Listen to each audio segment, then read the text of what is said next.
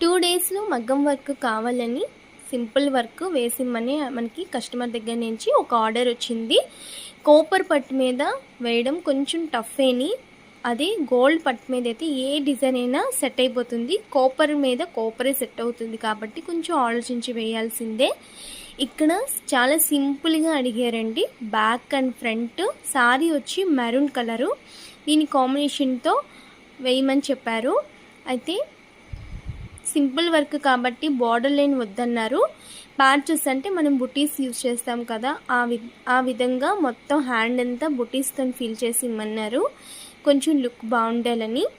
Back simple ఇచ్చాను, front చాలా simple ఇచ్చాను. అండ్ ఈ హ్యాండ్ వచ్చి బుటీస్తో కవర్ చేశాను అనమాట, హైలైట్ చేశాను.